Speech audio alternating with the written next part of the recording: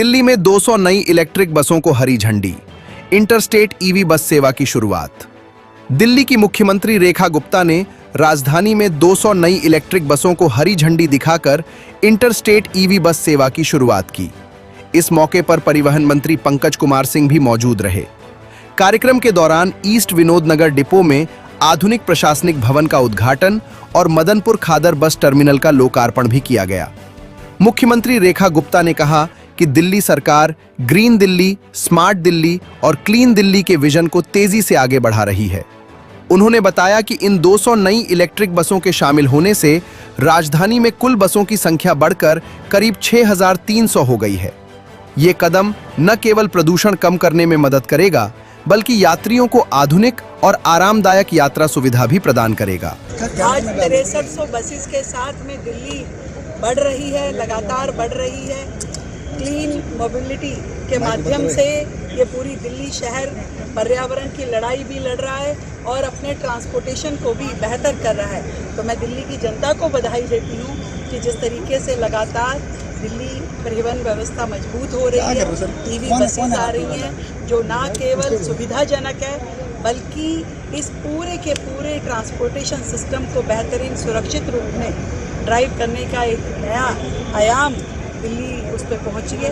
सबको मेरी ओर से बहुत बहुत बधाई। दिल्ली रोहतक का आज रूट हमने इंटरस्टेट बसेस के रूप में आज एक नया रूट शुरू किया है, उसके लिए भी दिल्ली की जनता को बधाई है। और हमारे बस टर्मिनल्स और डिपोज भी लगातार नए बन रहे हैं। दिल्ली की सारी व्यवस्थाएं सुचारू रूप से चले उसके लिए काम हो रहा है। तो ये सब साधुवाद की पात्र है दिल्ली की जनता, जिन्होंने एक जिम्मेवार सरकार को इस दिल्ली शहर को सौंपा। देश की सबसे बड़ी पंचायत में इस वक्त एक बहुत बड़ा बिल आया हुआ है जिस पर चर्चा चल रही है और विपक्ष की कुछ आपत्तियां हैं जिनको लेकर सरकार जवाब भी दे रही है।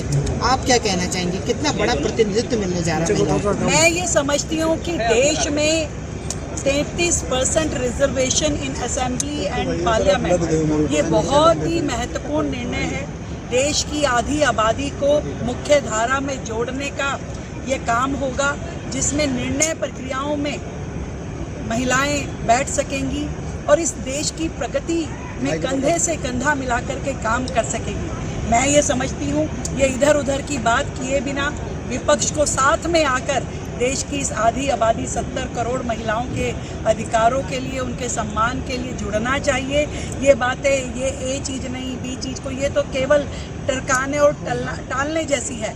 मुझे लगता है कि देश की सभी महिलाएं आशा भरी निगाहों से इस समय उस लोकसभा सदन को देख रही हैं, उस संसद भवन को देख रही है, उस चर्चाओं को सुन रही है और ये समझती हैं कि आज महिला हित में कौन खड़ा होगा और कौन नहीं खड़ा होगा, ये सारा महिला समाज देख पाएगा और भविष्य में सब कुछ इसी पे आधारित होगा। देखिए, मैं आपसे यही कहूँगा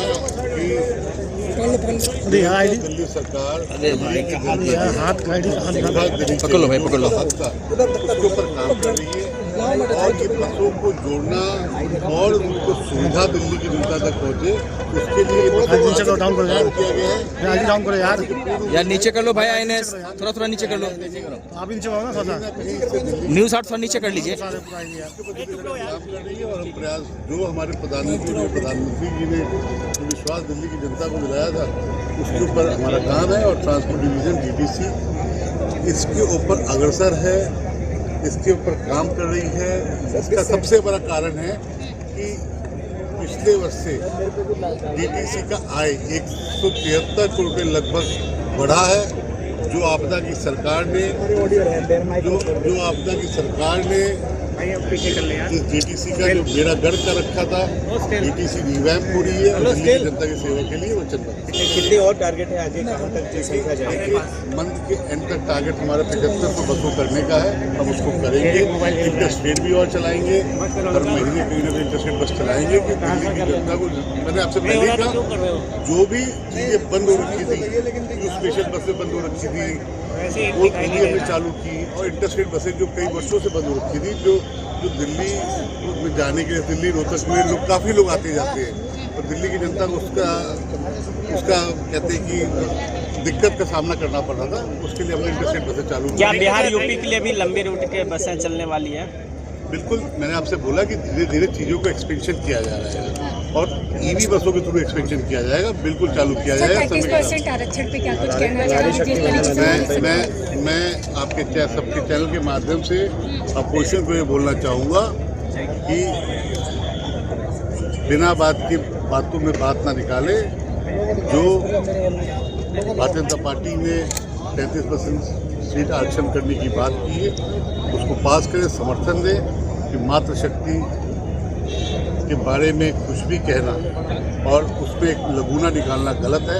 ये पास होना चाहिए और ये पास होगा। सर, जेरियाट्रिक एम्बुलेंस की भी जो शुरुआत की जा रही है उसके लिए भी फंड कैसे आएगा, इस बारे में अगर आप कुछ बता दें। देखिए, एम्बुलेंस जो हम चालू करेंगे उसके लिए आप सबको बुलाएंगे, क्योंकि उसमें आपको देख के अच्छा लगेगा कि वो जो बुजुर्गों के लिए हम एम्बुलेंस चालू कर रहे हैं, जिससे हमारे बुजुर्ग को एम्बुलेंस में चढ़ने में दिक्कत होती थी और ये प्रॉब्लम आती थी। खबरों के ताज़ा अपडेट के लिए चैनल को लाइक, शेयर और सब्सक्राइब करना ना भूलें।